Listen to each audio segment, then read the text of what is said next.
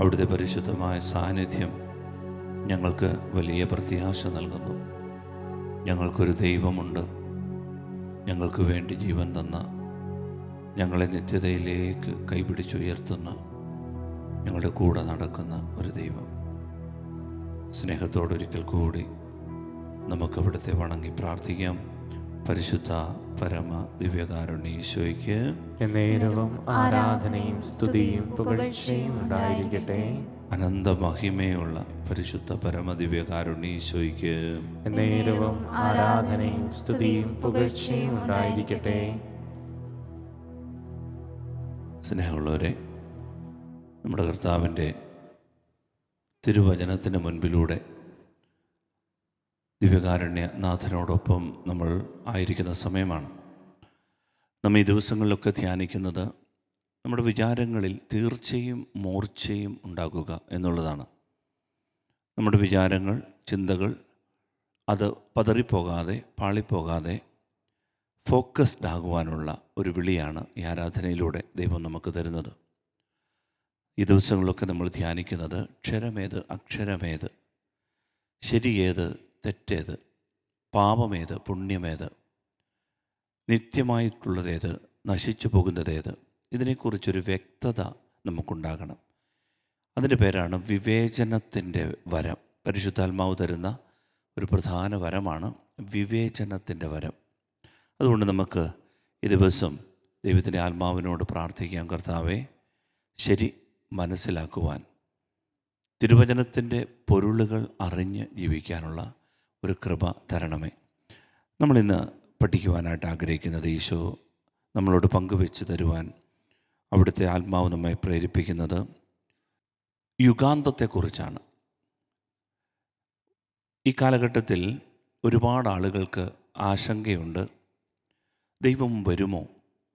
ക്രിസ്തു രണ്ടാമത് വനമേഘങ്ങളിൽ പ്രത്യക്ഷപ്പെടുമോ? അതോ ഇതൊരു കെട്ടുകഥയാണോ? ഇതിനകത്തൊരു വ്യക്തതയുണ്ടോ? സഭയുടെ പഠിപ്പിക്കലിൽ വെള്ളം ചേർത്തിട്ടുണ്ടോ? മായം ചേർന്നിട്ടുണ്ടോ?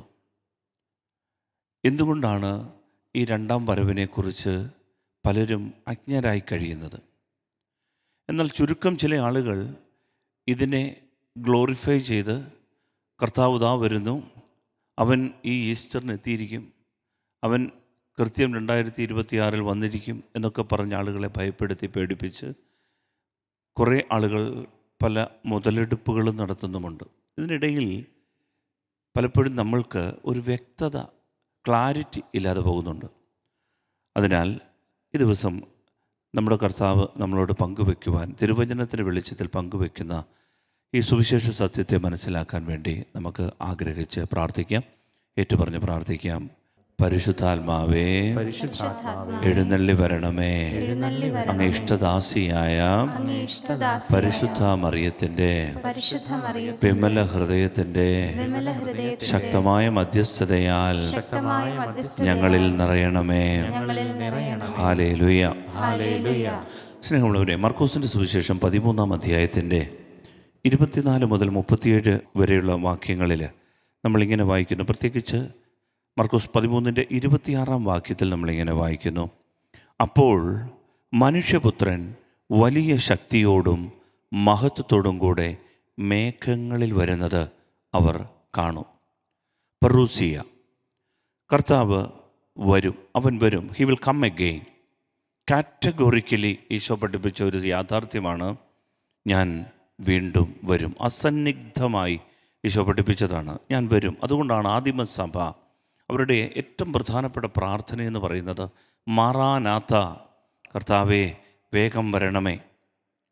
വിശുദ്ധനായ പൗലോസ് ശ്ലീഹ തെസ്സലോനിക്കർക്ക് എഴുതിയ 1-ാം ലേഖനത്തിൻ്റെ 5-ാം അധ്യായം 23-ാം വാക്യം പറയുകയാണ്: സമാധാനത്തിൻ്റെ ദൈവം നിങ്ങളെ പൂർണ്ണമായി വിശുദ്ധീകരിക്കട്ടെ. നമ്മുടെ കർത്താവായ യേശുക്രിസ്തുവിൻ്റെ പ്രത്യാഗമനത്തിൽ നിങ്ങളുടെ ആത്മാവും ശരീരവും ജീവനും അവികലവും പൂർണ്ണവുമായിരിക്കാൻ ഇടയാകട്ടെ. അതായത് രണ്ടാമത്തെ വരവിൽ, കർത്താവിൻ്റെ പ്രത്യാഗമനത്തിൽ നമ്മുടെ ശരീരവും ആത്മാവും മനസ്സും അവികലമായി, ഒരു കുറവുമില്ലാത്തതായി പൂർണ്ണമായി കാണപ്പെടാൻ ഇടയാകട്ടെ എന്നാണ് പൗലോസ് ശ്ലീഹായുടെ ആശംസ. പ്രിയപ്പെട്ടവരെ, ആദിമസഭ കാത്തിരുന്നത് ഈ കർത്താവിൻ്റെ വരവിന് വേണ്ടിയിട്ടാണ്. ഇന്നും ദൈവം സഭയെ പഠിപ്പിക്കുന്നതും ഈ രണ്ടാം വരവിന് വേണ്ടി ഒരുങ്ങണം എന്നുള്ളതാണ്. പത്രോസ്ലീഹയുടെ 2-ാം ലേഖനം 3-ാം അധ്യായം 10-ാം വാക്യം, കർത്താവിൻ്റെ ദിനം കള്ളനെ പോലെ വരും. അപ്പോൾ ആകാശം വലിയ ശബ്ദത്തോടെ എരിഞ്ഞ് ചാമ്പലാകും, ഭൂമിയും അതിലുള്ള സമസ്തവും കത്തി നശിക്കും. അസന്നിഗ്ധമായി സഭയും കർത്താവും സഭയുടെ സ്ലീഹന്മാരും എല്ലാം പഠിപ്പിക്കുന്ന കാര്യമാണ് കർത്താവ് വീണ്ടും വരും. അതുകൊണ്ടാണല്ലോ വിശുദ്ധ കുർബാനയിൽ നമ്മൾ ഇങ്ങനെ പ്രാർത്ഥിക്കുന്നത്, കർത്താവേ, നിൻ്റെ മരണത്തെ ഞങ്ങൾ ഓർക്കുന്നു, നിൻ്റെ ഉയർത്തെഴുന്നേൽപ്പിനെ ഞങ്ങൾ ഏറ്റുപറയുന്നു, നിൻ്റെ രണ്ടാമത്തെ വരവിനായി ഞങ്ങൾ കാത്തിരിക്കുന്നു. നിൻ്റെ അനുഗ്രഹങ്ങൾ ഞങ്ങളെല്ലാവരിലും ഉണ്ടായിരിക്കണമേ.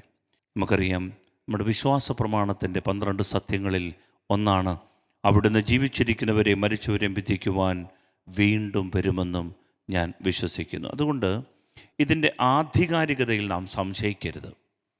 യേശു ക്രിസ്തുവാണിത് പറഞ്ഞത്. ഭൂമിയിൽ ആരെങ്കിലും ഇത് പറഞ്ഞിരുന്നെങ്കിൽ നമ്മൾ വിശ്വസിക്കേണ്ടതില്ല.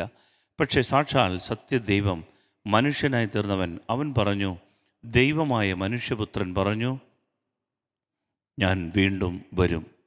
മനുഷ്യപുത്രൻ വലിയ ശക്തിയോടും മഹത്വത്തോടും കൂടി വാനമേഘങ്ങളിൽ പ്രത്യക്ഷപ്പെടും. അതുകൊണ്ട് ഇതിൻ്റെ അതോറിറ്റി ഈശോയാണ്. എന്നാൽ അവൻ എപ്പോഴാണ് വരുന്നത്? അവൻ വരുന്നതിൻ്റെ ഈ സമയം എപ്പോഴായിരിക്കും? ഇനിയും അവൻ്റെ ആദ്യത്തെ ആഗമനത്തിൻ്റെയും, അതായത് മനുഷ്യനായി അവൻ ജനിച്ചതിൻ്റെയും അവൻ്റെ രണ്ടാമത്തെ ആഗമനത്തിൻ്റെയും ഇടയിൽ നമ്മൾ എന്താണ് ചെയ്യേണ്ടത്? ഇതിനെക്കുറിച്ചും വളരെ വ്യക്തതയുണ്ട്. പ്രിയപ്പെട്ടവരെ, പലരും യേശുദാ വരുന്നു, ഈ ആഴ്ചയെത്തും, അടുത്ത ആഴ്ചയെത്തും, ഇങ്ങനെ പറഞ്ഞ് ചരിത്രത്തിൽ പല ഇടങ്ങളിൽ ഒരുപാട് വിവരക്കേടുകൾ സൃഷ്ടിച്ചിട്ടുണ്ട്, ഒരുപാട് കൺഫ്യൂഷൻ ഉണ്ടാക്കിയിട്ടുണ്ട്. നമുക്കറിയാം, 1993 ഏപ്രിൽ മാസം 19-ാം തീയതി അമേരിക്കയിലെ ടെക്സസിൽ വാക്കോ എന്നൊരു സ്ഥലത്ത് സ്വന്തം വീടിന് തീ കൊളുത്തി ഒരു ഡേവിഡ് കൊറേഷ് എന്ന് പറഞ്ഞൊരു മനുഷ്യനും അദ്ദേഹത്തിൻ്റെ കൂടെ ഏതാണ്ട് 85 പേരും ആത്മഹത്യ ചെയ്തു. കാരണം അദ്ദേഹം പറഞ്ഞ സമയത്ത് കർത്താവ് വന്നില്ല. ആളുകൾ ചോദിച്ചു, എന്തേ വന്നില്ലേ? ഉടനെ ഈ നാണക്കേട് സഹിക്കാൻ വയ്യാതെ 25ഓളം കുട്ടികൾ ഉൾപ്പെടെ 85 പേരെ അദ്ദേഹം കൂട്ടക്കൊല ചെയ്ത് ഈ ഭൂമിയിൽ നിന്ന് വിട്ടുപോയി. കാരണം ഇങ്ങനെ ചില വിവരക്കേടുകൾ സൃഷ്ടിക്കുന്ന ധാരാളം ആളുകളുണ്ട്. 1959 ഈസ്റ്ററിന് കർത്താവ് വരുമെന്ന് കരുതിയ ഒരു ചേട്ടനാണ് വിക്ടർ ഹ്യൂക്ടസ്. അദ്ദേഹം അമേരിക്കയിലാണ്. അദ്ദേഹം അവിടെ ഒരു പാളയമൊക്കെ പണിത് എല്ലാവരെയും കൊണ്ട് താമസിപ്പിച്ചിട്ട് ദാ കർത്താവ് വരുന്നു എന്ന് പറഞ്ഞു. പക്ഷേ ക്രമേണ അദ്ദേഹത്തിൻ്റെ ഭരണത്തിന് കീഴിൽ അവിടെ പലവിധമായ പാപസാഹചര്യങ്ങളും അശ്ലീലങ്ങളും ഒക്കെ രൂപപ്പെട്ടു കഴിഞ്ഞപ്പോൾ സർക്കാർ അതിനെതിരെ നടപടിയെടുത്തു. അദ്ദേഹവും അവരെ കൊണ്ട് കൂട്ട ആത്മഹത്യയിലേക്ക് പോയി. അങ്ങനെ ഒരുപാട് സംഭവങ്ങൾ ചരിത്രത്തിൽ നമ്മൾ കാണുന്നുണ്ട്. പ്രിയപ്പെട്ടവരെ, ഇത്തരം ആളുകൾ നമ്മുടെ ഇടയിലുമുണ്ട്, കേരളത്തിലുമുണ്ട്. കർത്താവ് വരുന്നു എന്നൊക്കെ പറഞ്ഞുകൊണ്ടൊരു പേടകവും പെട്ടകവും ഒക്കെ പണിത് മാറ്റി നിർത്തുന്ന, ദൈവത്താൽ തിരഞ്ഞെടുക്കപ്പെട്ട ജനത ഞങ്ങളാണ് എന്നും ഈ 144,000 പേരോട് മാത്രമേ രക്ഷപ്പെടുകയുള്ളൂ എന്നൊക്കെ കരുതി മനുഷ്യനെ ഭയത്തിലൂടെ നയിക്കുന്ന ധാരാളം ആളുകളുണ്ട്. യഥാർത്ഥത്തിൽ എന്താണ് യേശു ക്രിസ്തുവിൻ്റെ നിലപാട്, സഭയുടെ നിലപാട്? എന്താണ് ഈശോ പഠിപ്പിക്കുന്നത്? വളരെ വ്യക്തമായിട്ട് മർക്കോസിൻ്റെ സുവിശേഷം 13-ാം അധ്യായത്തിൻ്റെ 35-ാം വാക്യം, വചനം എന്താണ് പഠിപ്പിക്കുന്നത്? ഈശോ പറയുകയാണ്, ഗ്രഹനാഥൻ എപ്പോൾ വരുമെന്ന് സന്ധ്യയ്ക്കോ അർദ്ധരാത്രിക്കോ കോഴി കൂവുമ്പോഴോ രാവിലെയോ എന്ന് നിങ്ങൾക്കറിഞ്ഞുകൂടാ എന്ന് പറഞ്ഞാൽ വളരെ വ്യക്തമായിട്ട് ഈശോ പഠിപ്പിക്കുകയാണ്, ഈ വസ്തുത, ഈ രണ്ടാം വരവ് ഉണ്ട്, പക്ഷേ അത് എപ്പോഴാണ് എന്ന് നിങ്ങൾക്കറിഞ്ഞുകൂടാ. കാരണം അത് നിങ്ങളുടെ വിഷയമല്ല. എന്നിട്ട് ഈശോ പറയുകയാണ്, അത് പുത്രന് പോലുമോ അറിയില്ല, അത് പിതാവിൻ്റെ മാത്രം കൺസേൺ, പിതാവിന് മാത്രം അറിയാവുന്ന കാര്യമാണ്. അപ്പോൾ ചോദിച്ചേക്കാം, പുത്രൻ ദൈവമല്ലേ? പുത്രൻ ദൈവമാണ്, പക്ഷേ പിതാവിന് മാത്രമായി അവകാശപ്പെട്ട ചില കാര്യങ്ങളുണ്ട്. അതാണ് യഥാർത്ഥത്തിൽ യൂണിറ്റി എന്ന് പറയുന്നത്. ഐക്യമെന്ന് പറയുന്നത് പരസ്പരം ബഹുമാനിക്കുന്നതാണ്. പിതാവിൻ്റെ കാര്യങ്ങളിൽ പുത്രൻ ഇടപെടുന്നില്ല, പുത്രൻ്റെ കാര്യങ്ങളിൽ പിതാവും ഇടപെടുന്നില്ല. അങ്ങനെ ചില ബഹുമാനങ്ങൾ കൊടുത്ത ഉത്തരവാദിത്തങ്ങളുണ്ട്. അതാണ് യഥാർത്ഥത്തിൽ യൂണിറ്റി എന്ന് പറയുക. ഇവിടെ പുത്രന് പോലും അതറിയുന്നില്ല എന്ന് പറയുമ്പോൾ പുത്രൻ അറിയാത്തത് കൊണ്ടല്ല, മറിച്ച് അത് പിതാവിൻ്റെ കൺസേൺ ആണ്. In respect real unity will be maintained. അതുകൊണ്ട് പുത്രൻ എപ്പോൾ വരണമെന്ന് പറയുന്നത് it is the determination of the father. പ്രിയപ്പെട്ടവരെ, അതിൽ നമ്മൾ കൈകടത്തരുത്. അപ്പോൾ നമ്മൾ എന്താണ് ചെയ്യേണ്ടത്? ഈ ഒന്നാം വരവിൻ്റെയും രണ്ടാം വരവിൻ്റെയും ഇടയിൽ നാം എന്ത് ചെയ്യണം? ഈശോ വളരെ വ്യക്തമായി പറഞ്ഞു തന്നു. ആ വചനം കേട്ടുകൊണ്ട് ആരാധന നമുക്ക് പൂർത്തിയാക്കാം. ഈശോ പഠിപ്പിക്കുകയാണ്. മർക്കോസിൻ്റെ സുവിശേഷം 13:34 വാക്യം. വീട് വിട്ട് ദൂരേക്ക് പോകുന്ന ഒരുവൻ സേവകർക്ക് അവരവരുടെ ചുമതലയും കാവൽക്കാരന് ഉണർന്നിരിക്കാനുള്ള കൽപ്പനയും നൽകുന്നത് പോലെയാണിത്. ശ്രദ്ധിച്ച് കേൾക്കണം.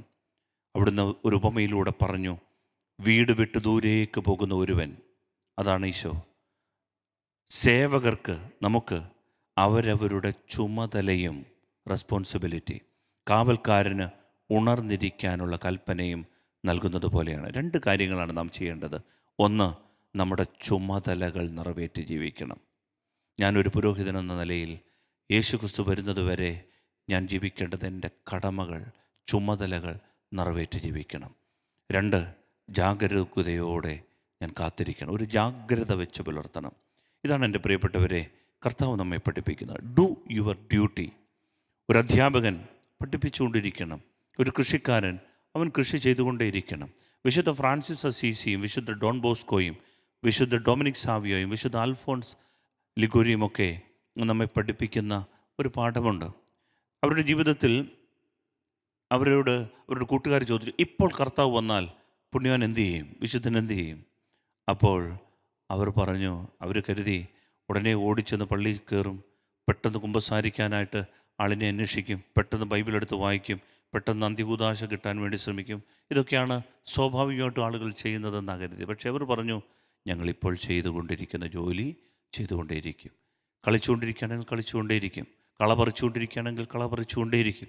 പ്രിയപ്പെട്ടവരെ, നമ്മുടെ ഡ്യൂട്ടി ഉത്തരവാദിത്തോടുകൂടി നിറവേറ്റുക. ഇതാണ് ഈശോ നമ്മെ പഠിപ്പിച്ചത്. അതുകൊണ്ട് നമുക്ക് ഒരു വിദ്യാർത്ഥി എന്ന നിലയിൽ, കുടുംബനാഥൻ എന്ന നിലയിൽ, ഒരു അധ്യാപകൻ എന്ന നിലയിൽ, ഒരു നേഴ്സ് എന്ന നിലയിൽ, ഒരു ആശാരി എന്ന നിലയിൽ, ഒരു മെമ്പർ എന്ന നിലയിൽ, പ്രിയപ്പെട്ടവരെ ഒരു പുരോഹിതൻ എന്ന നിലയിൽ നമുക്ക് ചെയ്യാനുള്ള ഉത്തരവാദിത്തങ്ങൾ ചെയ്തുകൊണ്ടേയിരിക്കുക. ഇതാണ് യുഗാന്തത്തിൽ കർത്താവ് ആഗ്രഹിക്കുന്നത്. നമുക്ക് ഈശോയെ നോക്കി ആ ഒരു കൃപയ്ക്ക് വേണ്ടി പ്രാർത്ഥിക്കാം. ഭയപ്പെടാതെ ജാഗ്രതയോടെ കർത്താവിനെ ശ്രദ്ധിക്കാൻ നമുക്ക് സാധിക്കട്ടെ. ഈശോ അരുളി ചെയ്തു, ഞാൻ ഈ പറയുന്നത് എല്ലാവരോടുമായിട്ടാണ് പറയുന്നത്, ജാഗ്രതയോടെ ഉത്തരവാദിത്തങ്ങൾ നിറവേറ്റി ജീവിക്കുവിൻ. ഇതാണ് യുഗാന്തത്തെക്കുറിച്ചുള്ള കർത്താവിൻ്റെ സ്വപ്നം. അവൻ വരും, വരട്ടെ, ഭയപ്പെടേണ്ട. അവൻ വരുന്നത് വിധിക്കാനാണെങ്കിലും നമ്മുടെ സ്നേഹിതനായ കർത്താവല്ലേ നമ്മെ വിധിക്കുന്നത്. നാം ആർക്കു വേണ്ടി ജീവിക്കുന്നു അവനല്ലേ നമ്മെ വിധിക്കുന്നത്.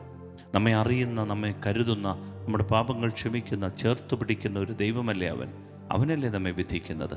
അതുകൊണ്ട് ഭയപ്പെടേണ്ടതില്ല. അവൻ വരട്ടെ, അതുവരെ ഉത്തരവാദിത്തങ്ങൾ നിറവേറ്റി നമുക്ക് ജീവിക്കാം. നമ്മൾ കർത്താവിനെ ഇരടികളോട് ചേർന്ന് പാടി ആരാധിക്കാം.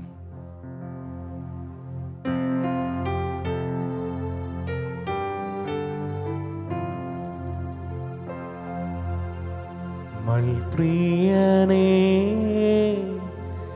എന്നേശുനായകനേ,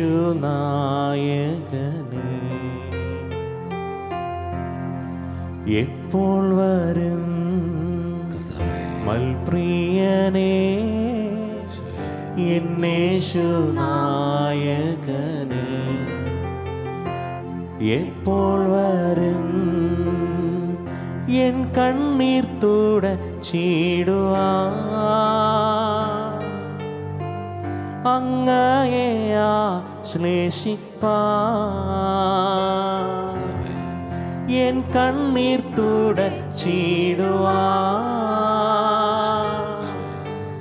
അങ്ങയെ ആശ്ലേഷിപ്പാൻ, എന്നേശുവേ വാനവേഗാവേഗം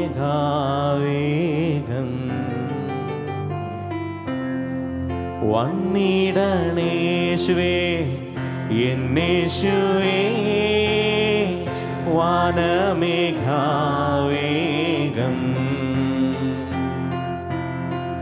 വന്നിടണേ എന്നേശുവേ വാനമേഘാവേഗം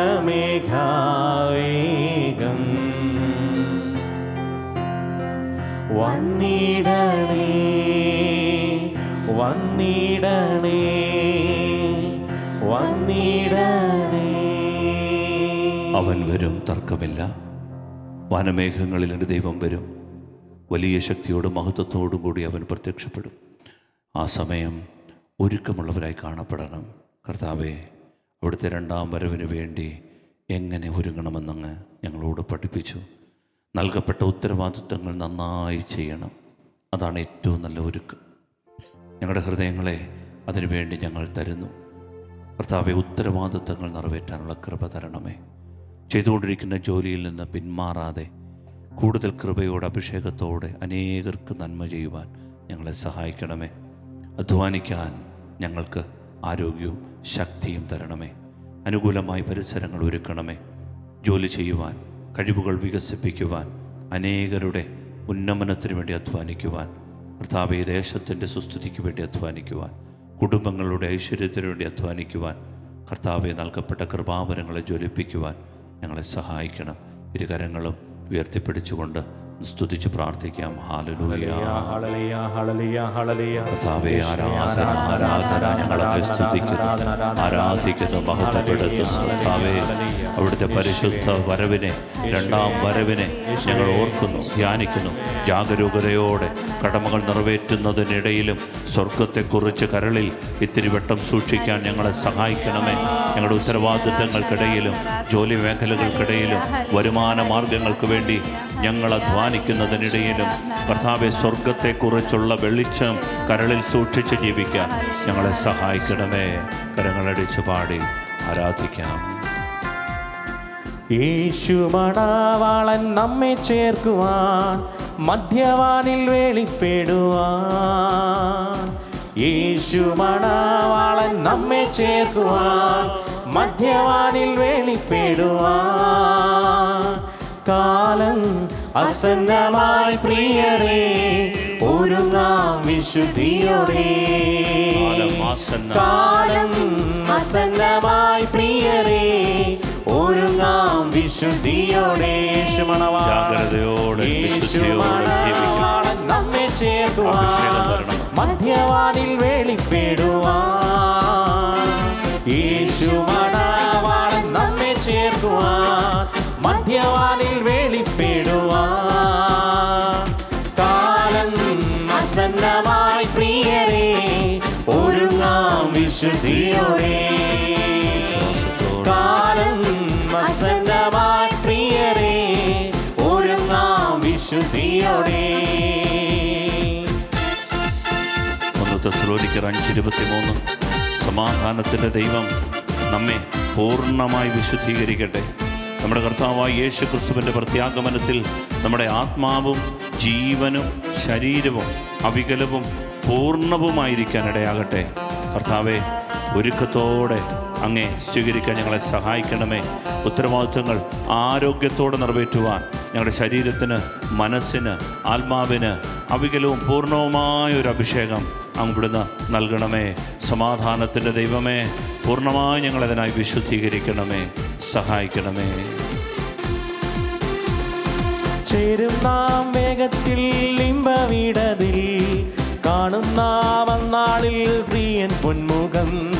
ചേരും നാം വേഗത്തിൽ ഇമ്പവിടതിൽ, കാണും നാം അന്നാളിൽ പ്രിയൻ പൊന്മുഖം. ചേരും നാം വേഗത്തിൽ ഇമ്പവിടതിൽ, കാണും നാം അന്നാളിൽ പ്രിയൻ പൊന്മുഖം. ചേരും നാം വേഗത്തിൽ ഇമ്പവിടതിൽ, കാണും നാം അന്നാളിൽ പ്രിയൻ പൊന്മുഖം.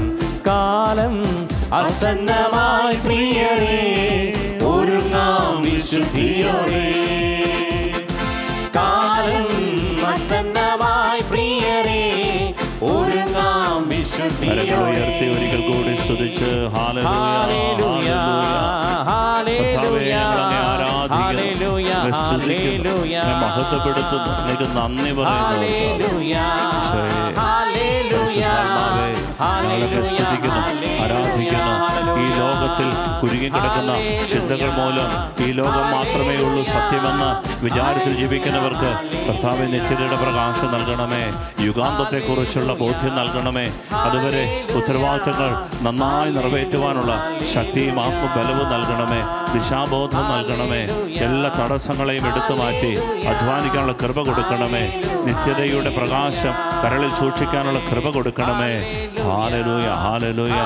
കർത്താവേ, അങ്ങേക്ക് വേണ്ടി കാത്തിരിക്കാൻ, ജാഗരൂകതയോടെ കാത്തിരിക്കാൻ ഹൃദയങ്ങളെ ഉണർത്തണമേ കർത്താവേ. ഹല്ലേലൂയ, ഹല്ലേലൂയ. ആരാധന, ആരാധന. ആമേൻ, ആമേൻ യേശുനാഥ. ആമേൻ, ആമേൻ ദൈവപുത്ര. ആമേൻ, ആമേൻ സർവശക്ത നിത്യപിതാവേ. ആമേൻ, ആമേൻ യേശുനാഥ. ആമേൻ, ആമേൻ ദൈവപുത്ര. ആമേൻ, ആമേൻ സർവശക്ത നിത്യപിതാവേ. പരിശുദ്ധ പരമമാ ദിവ്യകാരുണ്യമേ, എന്നുമെന്നും അങ്ങേക്കാരാധന. പരിശുദ്ധ പരമമാ ദിവ്യകാരുണ്യമേ, എന്നുമെന്നും അങ്ങേക്കാരാധന. പരിശുദ്ധ പരമമാ ദിവ്യകാരുണ്യമേ, എന്നുമെന്നും അങ്ങേക്കാരാധന.